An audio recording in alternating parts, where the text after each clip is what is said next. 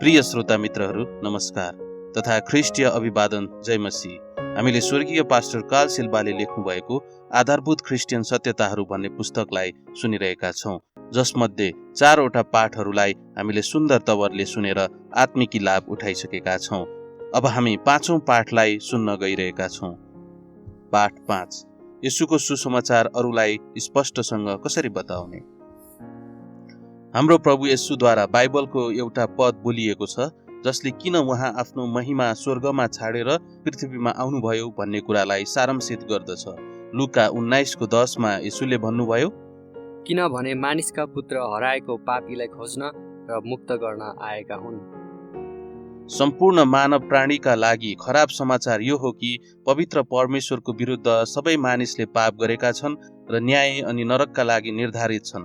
तर असल समाचार यो हो कि परमेश्वर जो कृपामा धनी हुनुहुन्छ, आफ्नो अनन्त पुत्र येशूलाई दोषी पापीहरूका लागि दुःख भोग्न र क्रुसमा मर्न पठाउनु भयो। हामीले परमेश्वरको व्यवस्था तोड्यौं, तर येशूले हाम्रो ज्याला तिर्नुभयो। त्यसपछि येशू मृत्युबाट बौरी उठ्नुभयो र मृत्युलाई पराजित गर्नुभयो। अब परमेश्वरले प्रतिज्ञा गर्नुहुन्छ कि यदि हामी परमेश्वरतिर फर्क्यौं र येशूलाई हाम्रो मुक्तिदाता र प्रभु भनी भरोसा गर्यौं भने हामीले हाम्रो पापको लागि क्षमापन पाउनेछौं अनि स्वर्गमा अनन्त जीवनको पक्का गराइन्छौं।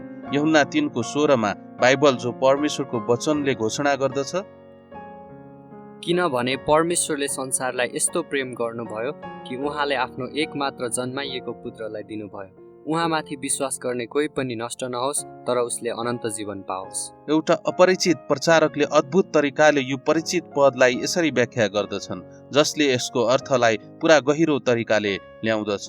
परमेश्वरले महान प्रेम गर्नुभयो, संसार महान जनसङ्ख्या छ, यस्तो प्रेम गर्नुभयो, महान तौलको प्रेम कि उहाँले आफ्नो एकमात्र पुत्र, महान वरदान उहाँले दिनुभयो, महान कार्य। अब जो कोहीले पनि यो महान निमन्त्रणा हो, उहाँ महान व्यक्तिमाथि विश्वास गर्छ, महान सामान्यता नाश हुने छैन, महान छुटकारा पाउँछ। तर महान भिन्नता, अनन्त जीवन जो महान सम्पत्ति हो पाउनेछ, जो एउटा महान निश्चिन्तता हो। असल समाचारको अर्थ के हो?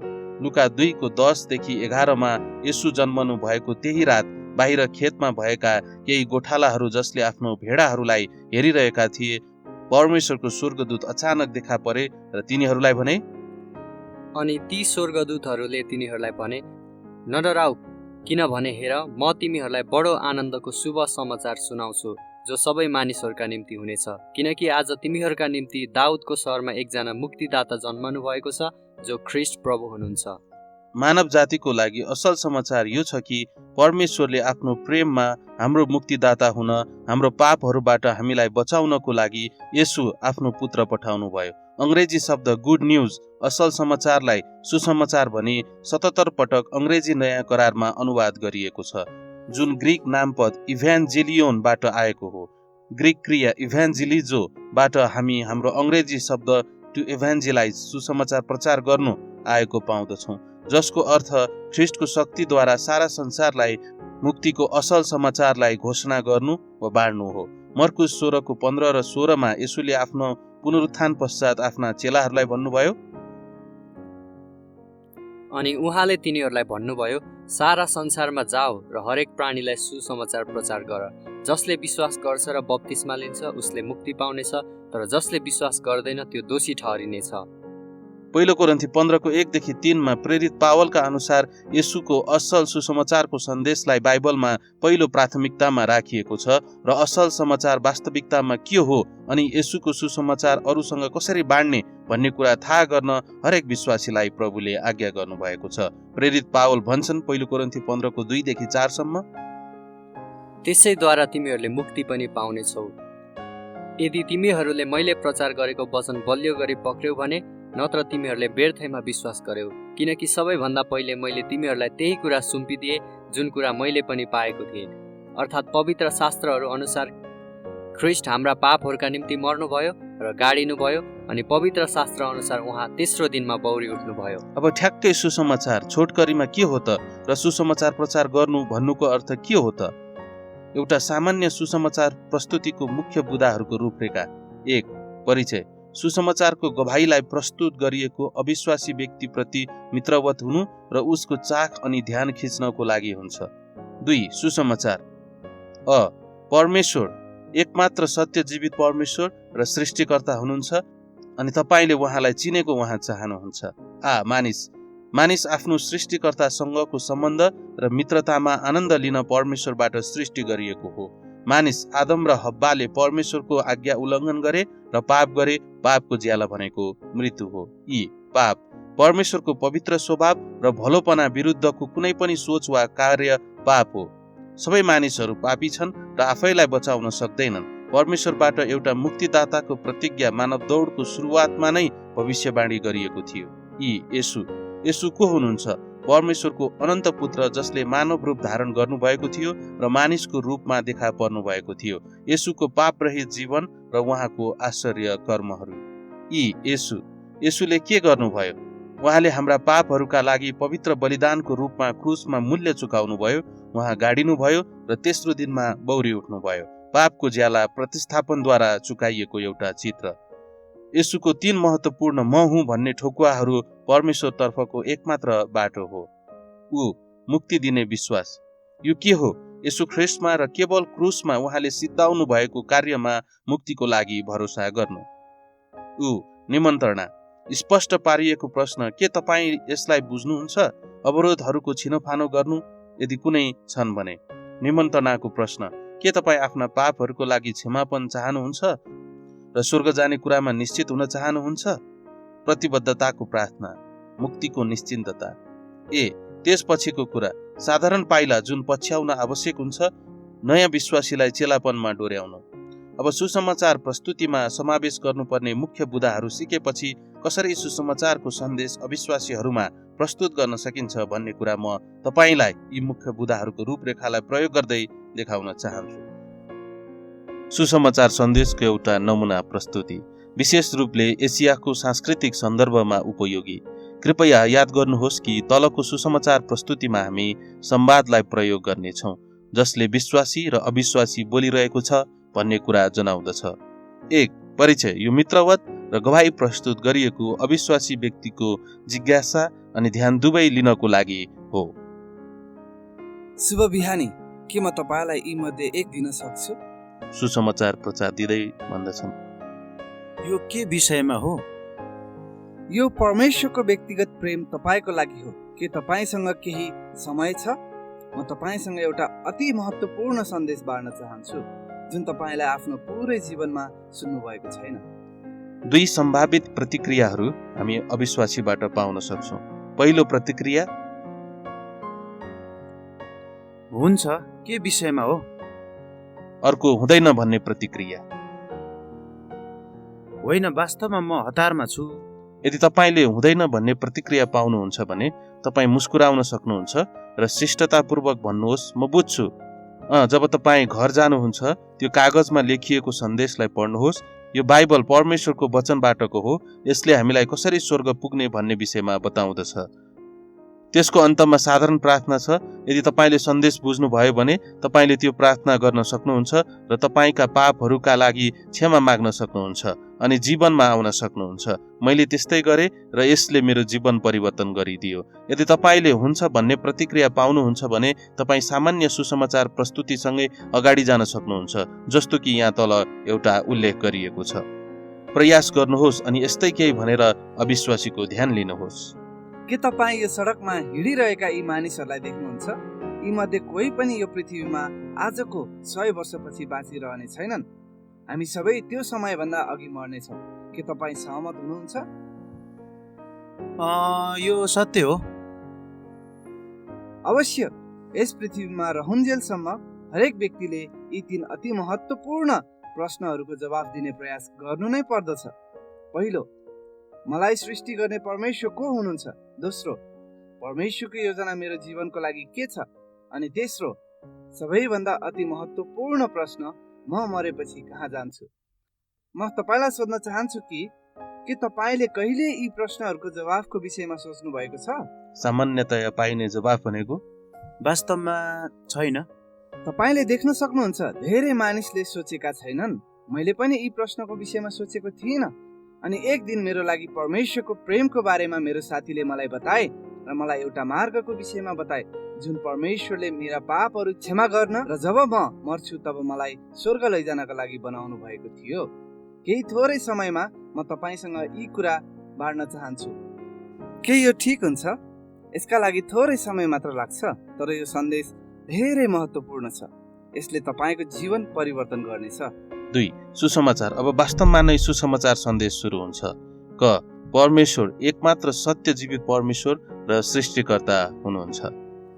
तपाईँले देख्नुहुन्छ एकमात्र सत्य जीवित परमेश्वर र सृष्टिकर्ता हुनुहुन्छ जसले यो ब्रह्माण्डलाई बनाउनु भयो।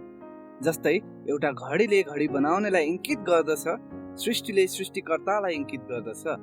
त्यही सृष्टिकर्ता परमेश्वरले तपाईँलाई बनाउनु भयो र यसले तपाईँलाई विशेष बनाउँदछ। परमेश्वरले तपाईँलाई प्रेम गर्नुहुन्छ र तपाईँले उहाँलाई चिनेको चाहनुहुन्छ। ख. मानिस। 1. मानिसलाई परमेश्वरसँगको सम्बन्धमा आनन्द लिन बनाइएको थियो। अब परमेश्वरले पृथ्वीमा पहिलो पुरुष र स्त्रीलाई बनाउनु भयो। उहाँले तिनीहरूको नाम आदम र हव्वा राख्नुभयो। आदम भन्ने शब्दबाट हामीले हिन्दी शब्द आदमी पायौँ जसको अर्थ मानिस हुन्छ। तपाईँले देख्नुहुन्छ कि आदम र हव्वा हाम्रो पहिलो अभिभावकहरू, हाम्रा पिता पुर्खाहरू थिए। किन परमेश्वरले पुरुष र स्त्री बनाउनु भयो? परमेश्वरले हामीलाई उहाँसँगको मित्रतामा आनन्द लिन बनाउनु भयो। बाइबल अनुसार जब परमेश्वरले मानिसलाई बनाउनु भयो, उहाँले उसलाई उहाँकै स्वरूप र प्रतिरूपमा बनाउनु भयो। मानिस परमेश्वरको सृष्टिको उच्चतामा बनाइएको थियो। मानिसलाई शरीर, प्राण र आत्मामा बनाइएको थियो। मानिसको प्राण आत्मा सँगै मानिस परमेश्वरप्रति सचेत हुन र परमेश्वरको आराधना गर्न बनाइएको थियो। के तपाईँले कहिले जनावरले आफ्नो खानाको लागि प्रार्थना गरेको र परमेश्वरलाई धन्यवाद दिएको देख्नु भएको छ? छैन। कारण यो हो कि केवल मानिस मात्र परमेश्वरको स्वरूपमा परमेश्वरको आराधना गर्न र उहाँलाई चिन्न बनाइएको थियो। ख. मानिस। 2. मानिसले परमेश्वरको आज्ञा उल्लङ्घन गर्यो र पाप गर्यो। तर दुर्भाग्यवश र दुःखद रूपले मानिस पापमा खस्यो। बाइबलले दोस्रो र तेस्रो अध्यायमा हामीलाई बताएको छ कि परमेश्वरले आदम र हव्वालाई एउटा सुन्दर बगैँचामा राख्नुभयो र तिनीहरूलाई यो बताउनु भयो कि उनीहरूले बगैँचामा भएका एउटा रुखको फल बाहेक अरू सबैबाट खान सक्थे।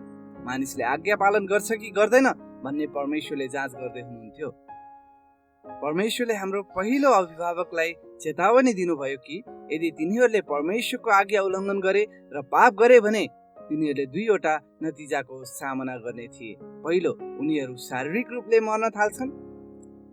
उनीहरू नमरुन्जेल बुढोमाथि बुढो हुँदै जान्छन्। शारीरिक मृत्यु भनेको मानव शरीरबाट प्राण अलग हुनु हो। दोस्रो, उनीहरूले आत्मिक मृत्यु अनुभव गर्छन्। उनीहरू पापी भएको वास्तविकताले उनीहरूले अब परमेश्वरको आत्माबाट आफ्नो आत्मा अलग भएको अनुभव गर्न थाल्छन्। यसले उनीहरूलाई परमेश्वरसँगको सङ्गति टुटाउँदछ र त्यसले उनीहरूलाई आत्मिकी शून्यता र अपूर्णतामा छोड्दछ। बाइबलले रोमी 6:23 मा बताउँदछ, मानिसको पापको ज्याला मृत्यु हो। यही कारणले मेरो साथी, एक दिन सबै पुरुष र स्त्री मर्नै पर्छ। बाइबलले बताउँदछ एउटा मानिस आदमको पापले मानव दौडमा पाप प्रवेश गर्यो र सबै मानिसमा फैलियो। त्यही कारण सबै मानिस मर्छन्। जसरी मैले मेरो वंशानुगत गुण मेरो सन्तानलाई दिन्छु, मेरो आँखाको रङ, कपालको रङ आदि, त्यसरी नै आदमको पापपूर्ण स्वभाव सबै पुस्ताहरूमा सारिएको छ। दुःखदपूर्ण समाचार यो छ कि सबै मानिस बुढो हुँदै जान्छन्, नमरुन्जेलसम्म बुढाबुढी हुँदै जान्छन्। अनि यदि हामी परमेश्वरबाट पापहरूको क्षमा नपाई मर्यौँ भने हामी नरकमा पुग्छौँ, परमेश्वरबाट सधैँ सधैँको लागि छुटिनेछौँ। के तपाईँले यो प्रश्नको विषयमा कहिले ध्यान विचार गर्नुभएको छ? यदि सबै पुरुष र स्त्रीहरू मर्छन् नै भने जीवनको अर्थ के हो त? हो, मैले यो प्रश्नको विषयमा सोचेको छु, तर वास्तविकतामा मसँग कुनै ठिक जवाब छैन। एउटा सानो मन छुने उदाहरणले एउटा जटिल विषयलाई हलुका बनाउन कहिलेकाहीँ अत्यन्त सहायता पुग्दछ अनि अविश्वासीको चाखलाई निरन्तर राख्दछ। यहाँ मैले प्रयोग गर्ने एउटा मन छुने उदाहरण छ। एकपटक मैले एउटा मानिसको बारेमा पढेको थिएँ जो एक दिन समाचार पत्र पढ्न बिहानै उठ्यो र जब ऊ पढ्दै थियो ऊ अत्यन्तै चकित पर्दछ कि वास्तवमा उसले भविष्यबाटको समाचार पत्र पाएको रहेछ। मिति 8 अप्रिल 2030 को रहेछ। यो भविष्यको समाचार पत्र रहेछ। उसको उत्सुकता जाग्यो। उसले भन्यो, म चलाक व्यापारी हुँ, म सधैँ पैसा कमाउने विषयमा मात्र सोच्न सक्छु। म अब 2030 को शेयर बजारमा कुन कम्पनीले राम्रो गर्छ हेर्छु, ताकि म त्यसमा आज लगानी गरेर भविष्यमा करोडपति बन्न सकूँ। तर जब ऊ पानाहरू पल्टाउँदै थियो, उसले आफू जस्तै देखिने मानिसको तस्बिर अचानक देख्यो। वास्तविकतामा त्यो ऊ नै थियो। मेरो तस्बिर यो समाचार पत्रमा के गर्दैछ? ऊ चकित हुन थाल्यो। त्यसपछि उसले सबै कुरा हेर्यो। उसको तस्बिरको मुनि उसले आफ्नो नाम पढ्यो अनि यसमा यो लेखिएको रहेछ कि प्रिय राजेशको सम्झनामा 31 जुलाई 1990 मा जन्म, 8 अप्रिल 2030 मा मृत्यु। यो एउटा हाँसो लाग्दो कथा हो, तर एक दिन यस पृथ्वीमा भएका सबै पुरुष र स्त्रीहरू मर्नै पर्छ र आफूसँग भएका सम्पत्तिहरू छोड्नुपर्छ भन्ने वास्तविकतालाई उजागर पार्दछ। के तपाईँ बुझ्दै हुनुहुन्छ कि अहिलेसम्म म के भन्दैछु? बुझ्दैछु। एक दिन तपाईँ पनि मर्नुहुनेछ। त्यसपछि तपाईँ कहाँ जानुहुन्छ? के तपाईँलाई थाहा छ? यता स्वर्गमा परमेश्वरसँग हुनुहुनेछ वा नरकमा परमेश्वरबाट सधैँ अलग हुनुहुनेछ। यदि हामी पापहरूमा मर्यौँ भने हामी नरकमा जानेछौँ अनि हाम्रो प्राण परमेश्वरबाट सधैँ अलग हुनेछ। पाप 1 परमेश्वरको पवित्र स्वभाव र भलोपना विरुद्धको कुनै सोच वा कार्य नै पाप हो। अब पाप के हो भन्ने विषयमा म तपाईँ समक्ष व्याख्या गर्न चाहन्छु। पवित्र परमेश्वरको नजरमा कुनै पनि अपवित्र कार्य वा स्वप्रेमिलोपन पाप हो। उदाहरणको लागि परमेश्वरको आज्ञा उल्लङ्घन गर्नु पाप हो, झुटो बोल्नु पाप हो, अभिलाषापूर्ण सोचहरू सोच्नु पाप हो, अनैतिक कार्यहरू गर्नु पाप हो, अनियन्त्रित रिस र अरूको विषयमा दुष्ट कुरा गर्नु पाप हो, केही कुराहरू स्वार्थी कारणले गर्नु पनि पाप हो। पाप 2 सबै मानिसहरू पापी छन् र आफैलाई बचाउन सक्दैनन्। बाइबलले बताउँछ कि सबै मानिसले पाप गरेका छन् र परमेश्वरको पवित्र र सिद्ध स्वभावको स्तरबाट तल खसेका छन्। बाइबलले यो पनि बताउँदछ परमेश्वर यति पवित्र हुनुहुन्छ कि कुनै पनि पापी पहिले परमेश्वरको क्षमापन प्राप्त नगरिकन कहिले पनि स्वर्ग जान सक्दैन। अब यदि तपाईँ र म एक दिनमा केवल 10 वटा मात्र पाप गर्छौँ भने पनि एक वर्षमा 3600 भन्दा बढी पापहरू हुन्छन्। यदि तपाईँ औसत 70 वर्ष बाँच्नुहुन्छ भने तपाईँ र मैले आफ्नो जीवनभरि 2,52,000 भन्दा बढी पापहरू र अपराधहरू गरेका हुन्छौँ। सोच्नुहोस् कि एउटा आजीवन अपराधीलाई न्यायालयमा के हुन्छ जसको केवल 700 वटा अपराध मात्र उल्लेख छ। 2,52,000लाई त परै छाडिदिउँ। अब बाइबलले हामीलाई बताउँछ कि परमेश्वर पवित्र र न्यायी हुनुहुन्छ अनि त्यही कारणले पापलाई सजाय दिनै पर्छ। हामी हाम्रो हृदयमा अपराधीहरूसँग खुलेर नरम हुने न्यायकर्तालाई अवहेलनामा हेर्दछौँ। परमेश्वरसँग पनि यस्तै नै हो कि सारा पृथ्वीका न्यायकर्ताले उचित न्याय गर्नुहुन्न। उत्पत्ति 18:25 बताउँदछ कि सारा पृथ्वीका न्यायकर्ताले उचित न्याय गर्नुहुन्न र तर परमेश्वर प्रेमिलो र दयालु पनि हुनुहुन्छ अनि हामीलाई सजाय पनि दिन चाहनुहुन्न। असर स्वरूप यसले एउटा समस्या बताउँदछ जसलाई परमेश्वरले केवल येशू ख्रीष्टद्वारा समाधान गर्नुहुन्छ। परमेश्वरले पापपूर्ण स्त्री र पुरुषहरूलाई नरक जानबाट बचाउन येशूलाई यस संसारको मुक्तिदाता हुन पठाउने एउटा योजना बनाउनु भयो। एउटा मुक्तिदाताको विषयमा परमेश्वरको प्रतिज्ञा मानव दौडको सुरुवातदेखि नै भविष्यवाणी गरेको थियो।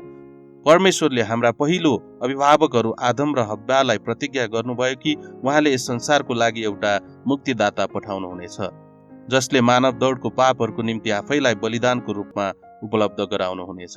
बाइबलले यो उल्लेख गर्छ कि परमेश्वरले संसारलाई यस्तो प्रेम गर्नुभयो, यस संसारको लागि उहाँले आफ्नो पवित्र र पापरहित पुत्र क्रुसमा मर्न अनि मानव जातिको पापहरूको लागि मूल्य चुकाउन पापरहित बलिदान हुनको लागि पठाउनु भयो। येशू 1 येशू को हुनुहुन्छ? परमेश्वरको अनन्त पुत्र जसले मानव रूप धारण गर्नुभयो र मानिस जस्तै भई प्रकट हुनुभयो।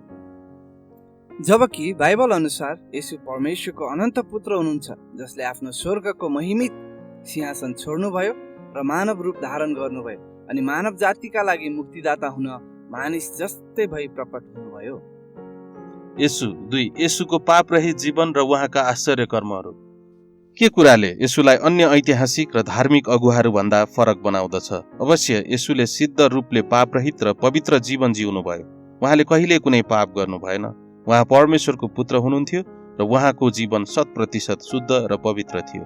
अझ कुनै पनि मानव प्राणीले कहिले नगरेको आश्चर्य कर्महरू यसुले गर्नुभयो। उहाँले अन्धाहरूलाई र कोरीहरूलाई निको पार्नुभयो, लङ्गडाहरूलाई हिँड्ने बनाउनुभयो र मरेकाहरूलाई पनि बौराएर जीवनमा ल्याउनुभयो।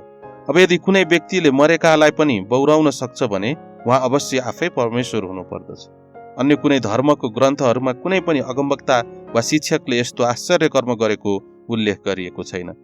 आज पनि संसारभरि करोडौंले प्रार्थनाको जवाफमा यसुले निको पार्नुहुने आश्चर्य कर्मको अनुभव गरेका छन्। यसु 3 यसुले के गर्नुभयो? उहाँले क्रुसमा पवित्र बलिदानको रूपमा हाम्रो पापहरूको लागि मूल्य चुकाउनुभयो। उहाँ गाडिनुभयो र तेस्रो दिनमा बौरी उठ्नुभयो। तर किन यसु आउनुभयो? उहाँ तपाईका पापहरू र मेरा पापहरूका लागि पापरहित र पवित्र बलिदानको रूपमा क्रुसमा मर्न आउनुभयो। म प्राय हातमा भएको किताबको उदाहरणको अविश्वासीलाई ख्रिस्टमा पापहरू राखिएको कुरा बुझाउनका निम्ति सहयोगी दृश्य प्रयोग गर्छु।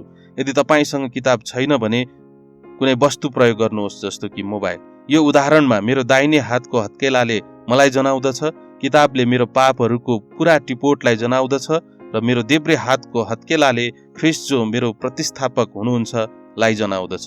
म प्राय यस्तो भन्दछु, अब कल्पना गरौँ कि यो मेरो हातमा भएको किताब वा मोबाइलमा मेरो जीवनको विस्तारित हिसाब किताब छ।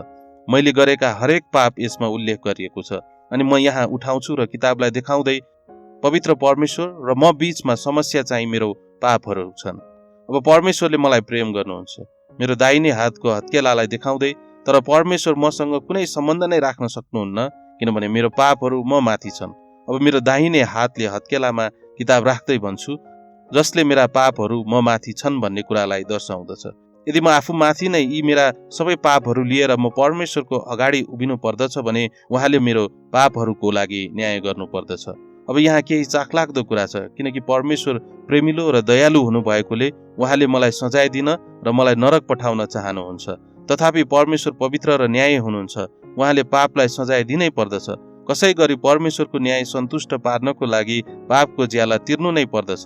कसरी परमेश्वरले यो समस्या वा दुविधालाई समाधान गर्नुभयो त? एउटा यस्तो परिस्थिति जहाँ दुईवटा वा केही अन्यको बीचमा एउटा कठिन छनौट गर्नु पर्दछ। परमेश्वरले यो दुविधालाई आफ्नो प्रिय पुत्र यस संसारमा पठाएर समाधान गरिदिनु भयो, देब्रे हातलाई दाहिने हातले बराबर उठाएर। बाइबलले बताउँछ कि यसैया 53 5देखि 6 सम्म, हामी सबैले भेडाहरूले चाहिँ बाटो बिराएका छौँ, हामी हरेक आआफ्ना बाटोतिर लागेका छौँ, तर परमप्रभुले हामी सबैको अधर्म उसैमाथि अर्थात् यसुमाथि राखिदिनु भएको छ। पहिलो पत्रुस 2:24 जब तपाईँ यी शब्दहरू भन्नुहुन्छ, परमेश्वरले हाम्रो सबै पापहरू यसुमा राखिदिनु भएको छ, एउटा विशेष गतिले आफ्नो दाहिने हातबाट देब्रे हातमा किताब राख्नुहोस् र त्यही छाड्नुहोस्। परमेश्वरले मेरा सबै पाप र ग्लानीहरू यसुमाथि राखिदिनु भएको छ। परमेश्वरले घृणा गर्नुहुने मेरा सबै पापहरू उहाँको प्रिय पुत्रमाथि राखिएको थियो। यसुले हाम्रा पापहरू क्रुसमा लिनुभयो। अब निरन्तर बोल्नुहोस्। क्रुसमा यसुले परमेश्वरको क्रोध सहनुभयो। मानव जातिको पापको लागि परमेश्वरको असीमित क्रोध। सूर्यले पनि आफ्नो अनुहार लुकायो र यसु मर्नु भएको समयमा पृथ्वी अन्धकारले ढाक्यो। अन्तमा आफ्नो अन्तिम श्वास अघि यसुले एउटा विजयी आवाजमा कराउनु भयो, अब सिद्धियो। अङ्ग्रेजी शब्द अब सिद्धियोलाई इट इज फिनिस्ड, ग्रिकमा एउटै शब्द तेतेलेस्थाई छ। यसको साधारण अर्थ ऋण पूरा रूपमा चुकाइएको छ भन्ने हुन्छ। विजयपूर्ण तरिकाले क्रुसमा अब सिद्धियो भनेर कराउँदै यसुले भन्न खोज्नु भएको अर्थ यो हो कि मानव दौडको सारा पापहरूका लागि क्रुसमा उहाँको बलिदानद्वारा दाम तिरिएको छ। रोमी 6:23 हामी पढ्छौँ, हाम्रो पापको मूल्य चुकाई मृत्यु थियो, तर परमेश्वरको पुत्र येशूको बलिदानद्वारा मानिसको पापको पूरा दाम तिरिएको छ। तर त्यति मात्रै सबै कुरा होइन, येशूले आफ्नो सेवकाईमा धेरै मरेका मानिसहरूलाई बौराएर जीवनमा फिर्ता मात्र ल्याउनु भएको छैन, तर उहाँले क्रुसमा आफ्नै मृत्यु, उहाँको गडाई र तेस्रो दिनमा उहाँको पुनरुत्थानको विषयमा भविष्यवाणी पनि गर्नुभयो। मत्ती 16:21 के यस्तै भयो त? साँच्चै तेस्रो दिनमा येशू बौरी उठ्नुभयो। यो आश्चर्य कर्मको गवाई सयौं मानिसहरूमा थियो। पुनरुत्थान पश्चात 40 दिनहरूमा येशूले आफू जीवित भएको कुरा कैयौं विश्वासयोग्य साथ सयौं मानिसहरू कहाँ आफैलाई देखाउनु भयो। प्रेरित 1:3। पापीहरूको ज्याला एउटा प्रतिस्थापनद्वारा तिरिँदै गरेको कुराको यो उदाहरण अत्यन्त सहयोगी हुन सक्छ। यो कथाबाट क्रुसमा के भयो भन्ने कुराको उदाहरण दिन चाहन्छु। कुनै एउटा सहरमा एउटा जवान स्त्री आफ्नो कार तीव्र गतिमा चलाउँदै थिइन्। उनले कारको नियन्त्रण गुमाइन् र एउटा पैदल यात्रीलाई हानिदिइन्। प्रहरीले त्यस स्त्रीलाई पक्राउ गर्यो, उनको विरुद्धमा मुद्दा हालिदियो। केही दिनहरू पश्चात उनीहरूलाई न्यायाधीशका अगाडि उभिन अदालतमा ल्याइयो। मुद्दाको सुनवाई भएपछि त्यस स्त्रीलाई दोषी ठहराइयो। न्यायाधीशले आफ्नो हतौडा टेबलमाथि ठोके अनि उनलाई बताए कि उनले जरिवानाको रूपमा 12 लाख रुपैयाँ तिर्नुपर्छ, नत्र कैदमा पठाइन्छ। ती जवान स्त्री रुन थालिन्। उनी त्यस जरिवाना तिर्न असक्षम थिइन्। अनि केही अत्यन्त असाधारण घटना भयो। न्यायाधीशले आफ्नो न्यायिक वस्त्र फुकाले, आफ्नो ठाउँबाट तल ओर्लिए र कर्मचारीतर्फ अगाडि बढे। त्यस अदालतमा भएका सबै मानिसहरूलाई चकित पार्दै न्यायाधीशले रु 12 लाखको चेक लेखे त्यस स्त्रीको जरिवाना तिरिदिए। के तपाईँलाई थाहा छ किन उसले त्यस स्त्रीको जरिवाना तिरिदियो? किनभने त्यो स्त्री उनको आफ्नै छोरी थिइन्। अब केही महत्त्वपूर्ण कुरा बुझ्नुहोस्। त्यो स्त्री उनको आफ्नै छोरी भएकाले मात्र न्यायाधीशले उनलाई त्यतिकै छोड्न सकेनन्। उनले नियम उल्लङ्घन गरेकी थिइन्। उनले अपराध गरेकी थिइन्। उनले प्रतिनिधित्व गर्ने त्यस देशको न्याय प्रणाली अनुसार उनले त्यो जरिवाना तिर्नु पर्थ्यो। त्यसै कारण उनले के गरे त? आफ्नो छोरीको लागि उनको प्रगाढ प्रेमको कारण आफैले आफ्नो न्यायिक कपडा खोले, कठघराबाट तल ओर्लिए अनि उनको साटोमा जरिवाना तिरिदिए। तपाईँ भन्नुहुन्छ कि यो त अद्भुत माया हो, यो अवश्य हो, तर परमेश्वर आफैले हाम्रो निम्ति ठ्याक्कै यस्तै गर्नुभयो। तपाईँले देख्न सक्नुहुन्छ हामीले पनि परमेश्वरको व्यवस्थाहरू हजारौं पटक उल्लङ्घन गरेका छौँ र तोडेका छौँ। तपाईँ र मैले हाम्रो जीवनकालभरि हजारौं पापहरू गरेका छौँ। हाम्रो सम्पूर्ण पापहरूको ज्याला तिर्नका लागि हामी नरक जान निर्धारित छौँ र परमेश्वरबाट सधैँको लागि अलग हुनु पर्दछ। तर केही अद्भुत कुरा लगभग 2000 वर्ष अगाडि भयो। परमप्रभु परमेश्वर सम्पूर्ण ब्रह्माण्डको न्यायकर्ताले आफ्नो न्यायिक महिमाको वस्त्र फुकाउनु भयो र आफ्नो स्वर्गीय सिंहासनबाट तल ओर्लिनु भयो। हाम्रा पापका लागि हाम्रो सट्टामा क्रुसमा आफ्नो जीवन बलिदान दिएर उहाँ आफैले हाम्रो पापहरूको ज्याला पूर्ण रूपमा तिरिदिनु भयो। केवल यस बारेमा सोच्नुहोस्, तपाईको पापहरू र सम्पूर्ण मानव दौडको पापको लागि चाहिँ दाम चाँदी र सुनसँग थिएन, तर येशूको बहुमूल्य रगतसँग थियो। अब येशूले तपाईको सबै पापहरूका लागि क्रुसमा ज्याला तिरिदिनु भयो भने परमेश्वरको न्याय सन्तुष्ट भएको छ। तपाईले आफ्ना पापहरूको लागि फेरि मूल्य चुकाउनु पर्दैन। जब प्रतिस्थापनको स्वरूप येशू ख्रीष्टको मूल्य चुकाइलाई स्वतन्त्रतापूर्वक स्वीकार गर्छौं, उहाँलाई हाम्रो मुक्तिदाता र प्रभु भनी स्वीकार गर्छौं भने परमेश्वरले हामीलाई सिधैमा मौका दिनुहुन्छ र हाम्रा सबै पापहरूको क्षमा गर्नुहुन्छ। के अहिलेसम्म मैले बताएको कुरा बुझ्दै हुनुहुन्छ? बुझ्दैछु। किनभने मैले सिद्ध्याउनै लागिसके, तर ध्यानपूर्वक सुन्नुहोस्, किनभने यस सन्देशको अन्तिम भाग अति महत्त्वपूर्ण छ। येशू 4 येशूको 3 महत्त्वपूर्ण म हुँ भन्ने ठोकुवा नै परमेश्वरतिरको एकमात्र बाटो हो। अब भारतमा प्राचीन समयमा प्राचीन ऋषिहरूले यसरी प्रार्थना गर्थे। तपाईले यी संस्कृतका शब्दहरू उल्लेख गर्न आवश्यक छैन, मैले एउटा अर्थको लागि मात्र यहाँ जोडेको छु। मूल संस्कृत शब्दहरू यस्ता छन्: असत्योमा सत्यगमय, तमसोमा ज्योतिर्गमय, मृत्योर्मा अमृतंगमय। नेपाली अनुवाद। अब यसलाई जब हामी नेपालीमा अनुवाद गर्छौं भने यस्तो हुन्छ: मलाई झुटबाट सत्यतामा डोर्याउनुहोस्, मलाई अन्धकारबाट ज्योतिमा डोर्याउनुहोस्, मलाई विनाशीबाट अनन्त अविनाशी जीवनमा डोर्याउनुहोस्। यो प्रार्थना र यस्तै करोडौं अनुयायीहरूको बारेमा चाखलाग्दो कुरा के छ? के तपाईलाई थाहा छ? नाइ, मलाई थाहा छैन। साँच्चै यी ऋषिहरूको हृदयको पुकार येशू ख्रीष्टमा पाउन सकिन्छ। उनीहरू सबैको प्रार्थना येशूमा पूरा भएको पाइन्छ। येशूको ठोकुवाहरूलाई सुन्नुहोस्। यूहन्ना 14:6 येशूले भन्नुभयो, बाटो, सत्य र जीवन म नै हुँ, मद्वारा बाहेक कोही पनि पिता कहाँ जान सक्दैन। यूहन्ना 8:12 येशूले भन्नुभयो, संसारको ज्योति म नै हुँ, जसले मलाई पछ्याउँछ ऊ अन्धकारमा हिँड्ने छैन, तर जीवनको ज्योति पाउनेछ। यूहन्ना 11:25 येशूले भन्नुभयो, बौरी उठाइ र जीवन म नै हुँ, जसले म माथि विश्वास गर्छ ऊ मरे तापनि जिउनेछ। के तपाईँ असत्यबाट सत्यमा डोर्याइन चाहनुहुन्छ?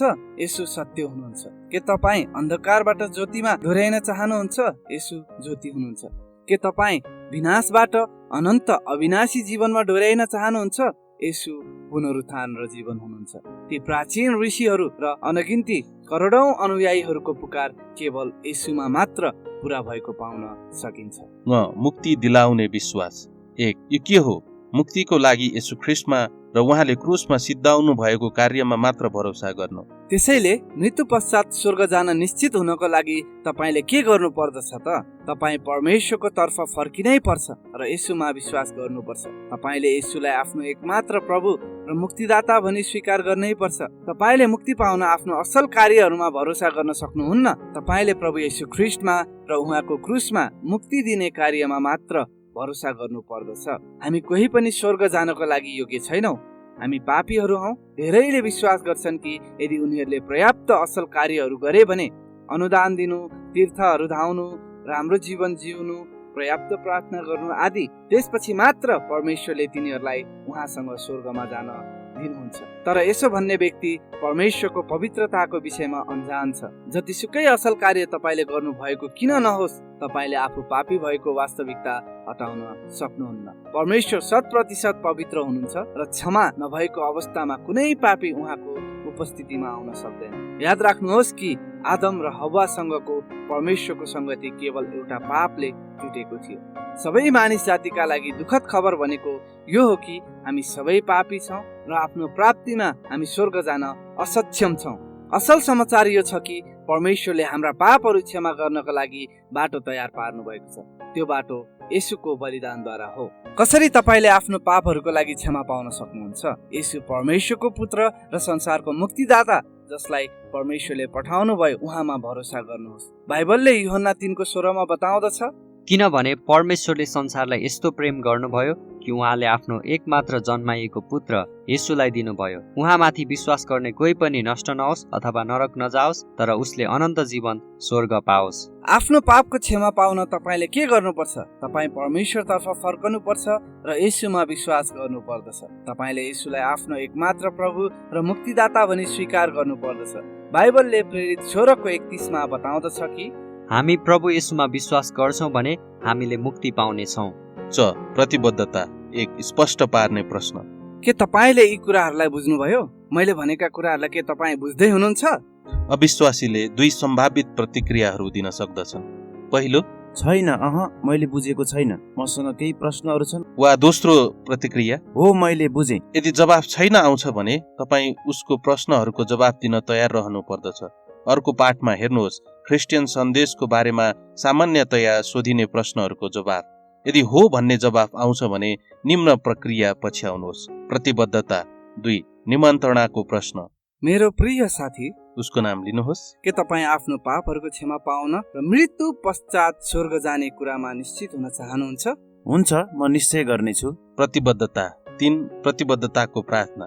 त्यसो भए उसको नाम लिनुहोस्। म तपाईँलाई मसँगै प्रार्थना गर्न भन्छु। यो प्रार्थना गर्न 1 मिनेट भन्दा पनि कम समय लाग्छ। यदि तपाईँ वास्तवमा आफ्नो पापहरूको क्षमा पाउन चाहनुहुन्छ र अनन्त जीवनको पक्का हुन चाहनुहुन्छ भने म तपाईँलाई मसँगै यो प्रार्थना गर्न उत्साह दिन चाहन्छु र तपाईँको सबै पापहरूलाई क्षमा गर्न येशूसँग भन्नुहोस्। जब हामी यो प्रार्थना गर्छौँ, यी हिँडिरहेका मानिसहरूद्वारा ध्यान भ्रमित हुन नदिनुहोस्। याद राख्नुहोस्, जब तपाईँ परमेश्वरको अगाडि उभिनुहुन्छ, उहाँको अगाडि एक्लै उभिनुहुनेछ।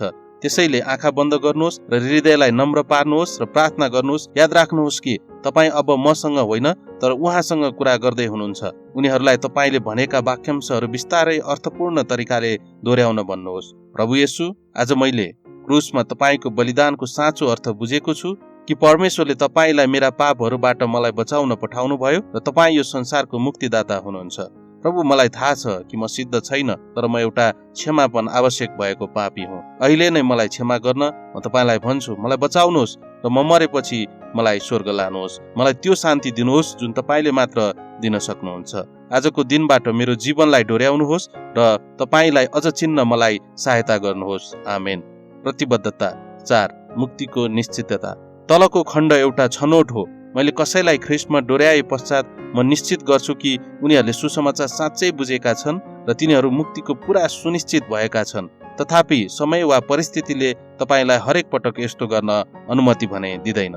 साँच्चै उसको नाम लिनुहोस्। तपाईँले कहिले आफ्नो जीवनभरि नगरेको अति महत्त्वपूर्ण प्रार्थना भर्खरै गर्नुभएको छ। तपाईँले भर्खर गर्नुभएको कुराको विषयमा येशूले के भन्नुहुन्छ त म तपाईँलाई देखाउन चाहन्छु। यूहन्ना 6:47 येशूले केही अति अर्थपूर्ण कुराहरू भन्नुहुन्छ। म तपाईँलाई यो पढेको चाहन्छु। उसलाई मज्जाले पढ्न दिनुहोस्। साँचो साँचो म तिमीहरूलाई भन्दछु, जसले म येशूमाथि विश्वास गर्छ उसँग अनन्त जीवन छ। ठिक छ, नाम लिनुहोस् उसको।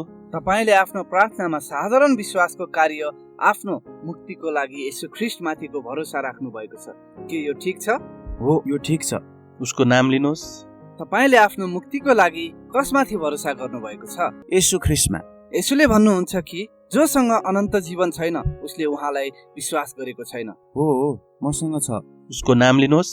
यदि तपाईँ आज राति सुत्दाखेरि मर्नुभयो भने तपाईँ कहाँ गएर बिउतनु हुनेछ? स्वर्गमा। अनि परमेश्वरले किन तिमी स्वर्गमा छौ भनी तपाईँलाई सोध्नु भयो भने तपाईँ के भन्नुहुन्छ? किनकि मैले येशूमा भरोसा गरेको छु। अब भयो। उसको नाम लिनुहोस्। यदि तपाईँले भर्खर ओठबाट भनेका कुरा हृदयदेखि हो भने तपाईँसँग ख्रीष्टको प्रतिज्ञा छ कि उहाँले तपाईँको पाप क्षमा गर्नुभएको छ र उहाँको परिवारमा तपाईँलाई अपनाउनु भएको छ अनि तपाईँलाई अनन्त जीवन दिनुभएको छ। प्रभुको प्रशंसा होस्। म तपाईँसँगै आनन्दित छु। परमेश्वरको परिवारमा स्वागत छ। पछि गएर फेरि भेटिराख्नु। नयाँ विश्वासीलाई चेलापनमा डोर्याउन अपनाउनु पर्ने साधारण चरणहरू। चरण 1, केही दिनमै उनीहरूलाई भेट्नुहोस् र विश्वासमा उत्साह दिन प्रयास गर्नुहोस्। चरण 2, उनीहरूलाई लुकाको सुसमाचार वा यूहन्नाको सुसमाचारको किताब दिनुहोस् र पढ्न उत्साह दिनुहोस्। चरण 3, त्यसपछि उनीहरूलाई पुरै बाइबल दिनुहोस् र यसमा पढ्न प्राथमिकता दिनुपर्ने निम्न कुराहरूमा चिन्ह लगाउन भन्नुहोस्। सुरुवातमा पढ्न लगाउने पुस्तकहरू: 1 लुका, 2 यूहन्ना, 3 उत्पत्ति, 4 प्रस्थान, 5 गन्ती, 6 मत्ती, 7 प्रेरित, 8 गलाती, 9 पहिलो यूहन्ना, 10 याकुब। आफूले नबुझेको कुरा चिन्ह लगाउन उत्साह दिनुहोस्। त्यसपछि हप्तै पछि उनीहरूलाई भेट्नुहोस् र ती खण्डहरूको अर्थ बताइदिनुहोस्। चौथो चरण, तिनीहरूलाई तपाईँले स्थानीय मण्डलीमा आउन सुरु गर्न भन्नुहोस् वा अरू कुनै राम्रो बाइबल सिकाउने मण्डलीमा जान भन्नुहोस्। कल्पना गर्नुहोस् कि कस्तो आनन्द हुन्छ जब केही हप्ता पश्चात एउटा नयाँ साथीले येशूको आनन्द जानेको तपाईँले देख्नुहुन्छ।